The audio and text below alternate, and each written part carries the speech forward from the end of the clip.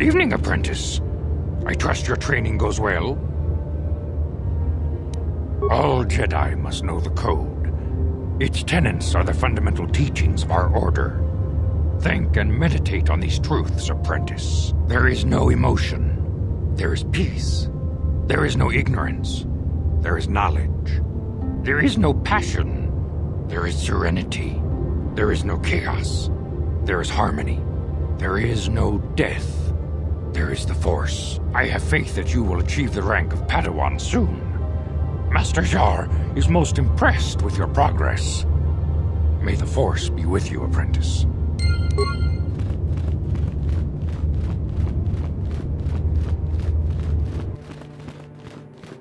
Greetings, my young pupil. Your progress has been most remarkable so far. Are you here to continue your training in the ways of the Jedi? Soon your apprenticeship will end, and you will be granted the title of Padawan, the lowest rank of those within the Jedi Order. Yet first you must prove yourself worthy in the traditions and customs of our order, as handed down from master to pupil for 1,000 generations. You must successfully complete 3 tests before you earn your place among the Jedi. These tests will see if you have truly mastered the training you have been given, both mental and physical. Upon completing these tests, you will pass from apprentice to Padawan and join in the ranks of the Jedi. First, I will test your knowledge of the Jedi Code. These tenets must always guide your actions. In everything you do, you must always be conscious of their wisdom. You must now prove you have a Jedi's understanding of the Code by completing these fundamental precepts of our order. There is no emotion. There is no ignorance. There is no passion. There is no chaos. There is no death. You have learned your studies well, apprentice. It will not be long before you are a full member of our order. But first, you must pass the second test and learn about the most prized possession of a Jedi, the very symbol of our order, the lightsaber. The lightsaber is the traditional weapon of our order. It is a symbol of a Jedi's skill, dedication, and authority. And each lightsaber is as individual as the Jedi who wields it. The blade is made of pure energy, focused by polished crystals in the hilt. As the second test, each Jedi must construct his lightsaber with his own hands. And now it is your time. Speak with Master Dorak, and he will guide you through the choosing of a crystal.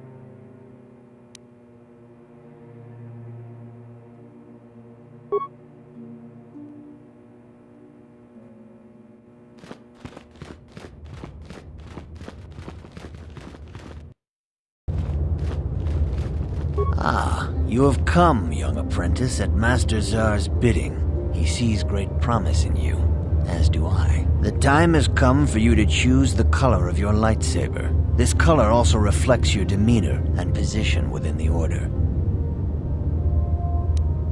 Blue is the color of the Jedi Guardian. This Jedi battles against the forces of evil and the dark side. They focus more on combat training and use of the lightsaber. Yellow is the color of the Jedi Sentinel. This Jedi ferrets out deceit and injustice, bringing it to light. They focus less on combat and more on other skills and abilities. Green is the color of the Jedi Consular. This Jedi seeks to bring balance to the universe. They mediate between other groups, using their powers to end conflict and preserve peace. Indeed, we shall see. I will now ask you questions, and your responses will indicate which class you lean most towards. A woman and her small child are beset by a desperate-looking group of thugs. They're menacing her with weapons, and she screams to you for help. What do you do? Indeed. Very well. On to the next question. You are in combat with a dark Jedi allied with the Sith. There is a pause in the combat. What do you do? Yes, I suspected as much.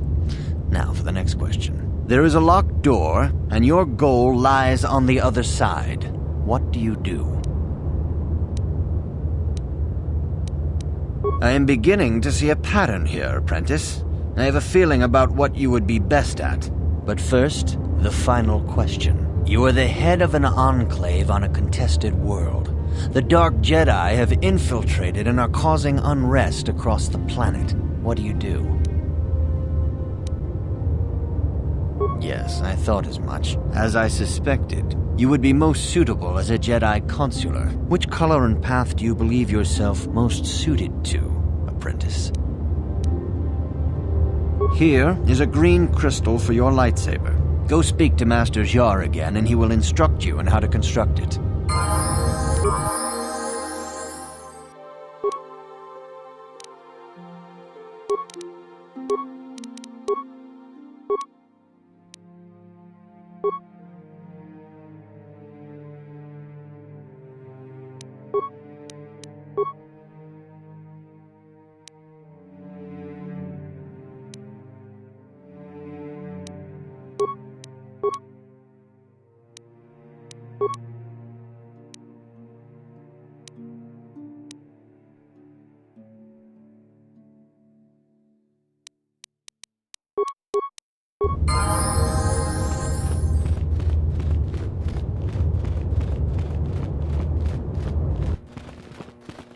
Ah, good. Now that you have selected your crystal, we shall begin the construction of your lightsaber.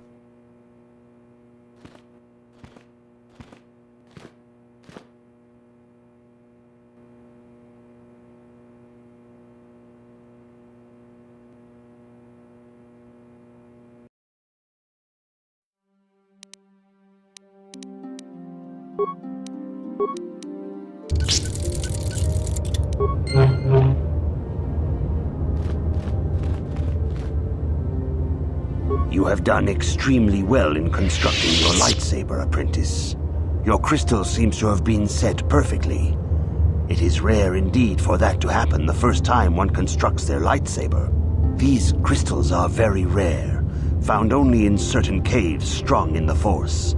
By adding crystals to your lightsaber, you can alter or enhance its properties. There have even been unconfirmed rumors of certain Force-sensitive caves here on Dantooine that may hold these crystals. Your lightsaber identifies you as a member of the Jedi Order. With such recognition comes honor and respect, and the attentions of dangerous enemies. The Sith and Dark Jedi will seek to destroy you, apprentice. And you must prove yourself worthy in battle against a foe who also wields a lightsaber. Are you ready to face the final challenge, apprentice? For every Jedi, the threat of the dark side is always present. You must truly understand this before you are accepted into the Order. You must see the corruption of the dark side for yourself. Even here on Dantooine, there are places where the dark side holds sway. twisting and tainting nature itself. The ancient grove once used for deep meditation by the Jedi is now tainted. A wave of darkness perverts the region around it. The Kathhounds in the area have become savage and ruthless. They have become a threat to the settlers, a threat the Jedi have promised to stop. The Kathhounds are but a symptom of the true problem. You must journey into the grove and confront the true source of the darkness. That is your task.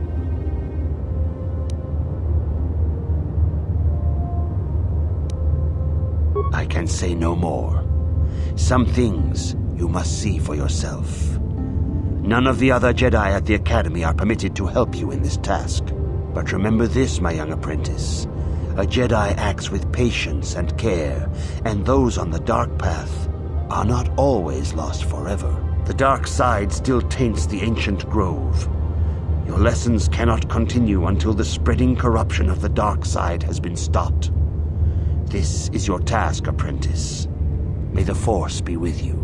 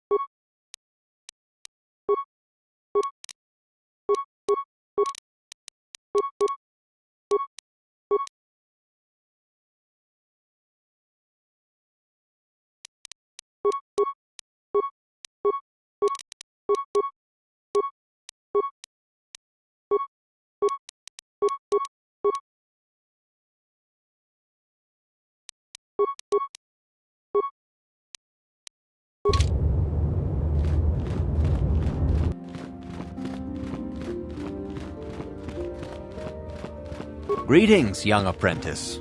Have you come seeking knowledge of the past?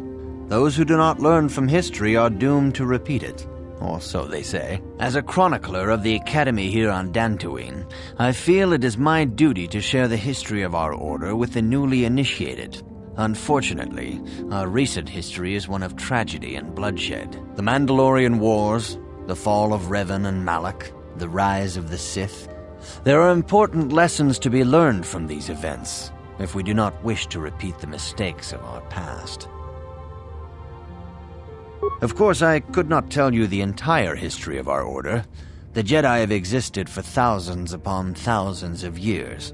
We are as old as the Republic itself. Instead, I will begin 40 years ago with the War of Exar Kun. Like Malak and Revan, Exar Kun was a Jedi who fell to the dark side and led an army against the Jedi and the Republic. Exar Kun was defeated, but the war left both the Republic and our own order severely weakened. For 20 years we struggled to rebuild, trying to erase the scars of the terrible conflict. All things in time. You shall learn that history is an intricate weaving of many events. No one thing can be understood without the proper context. 20 years ago, the Mandalorians, aware that the Republic was in a weakened state, began conquering small worlds on the Outer Rim. They were careful to choose only planets outside the Republic's jurisdiction. After much debate, the Senate chose not to intervene. As long as the Mandalorians avoided planets that were members of the Republic itself, there would be no retaliation.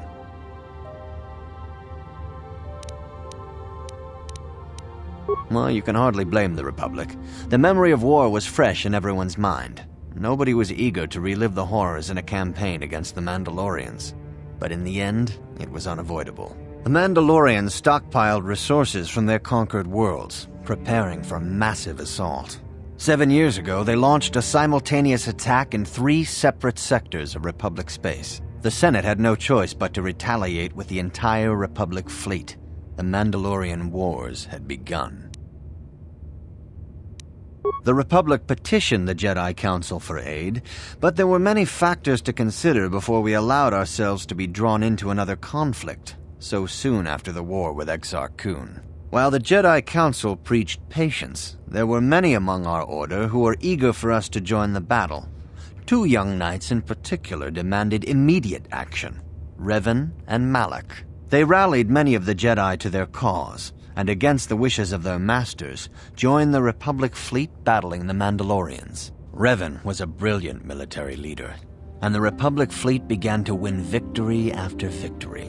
4 years ago, the Mandalorians surrendered unconditionally.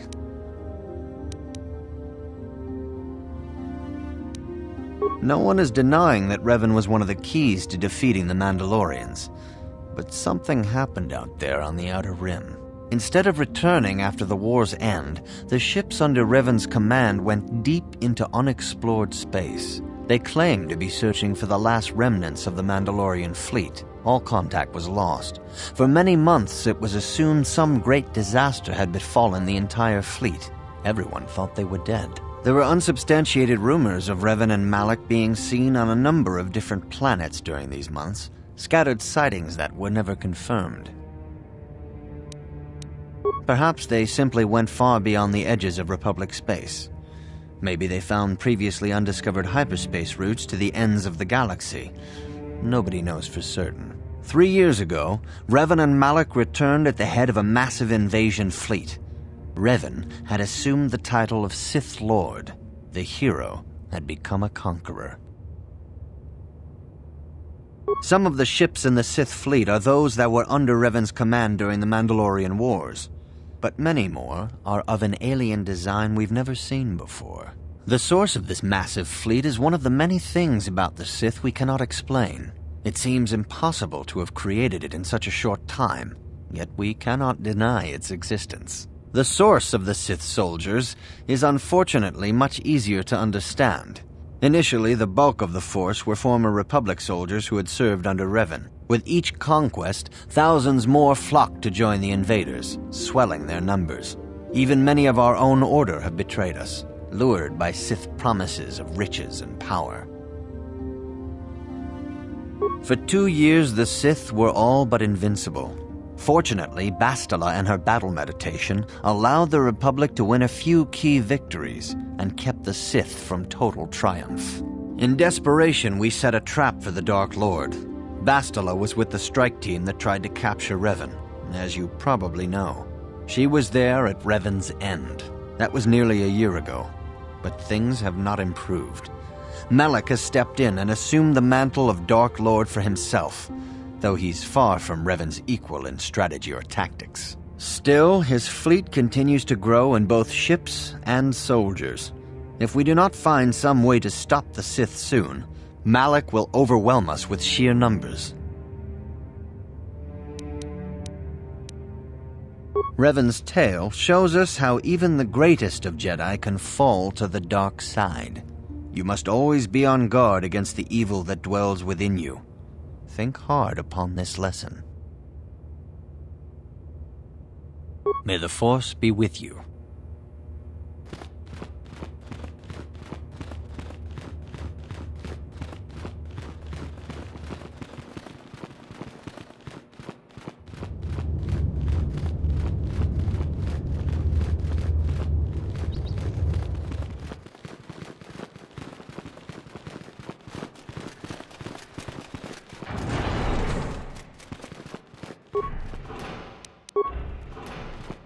Ikukuno no ba mulira tikun. Tonghit kun chonching. Ne boboje mata. Runda di hotonga kun hunkabi. Wana kun bez.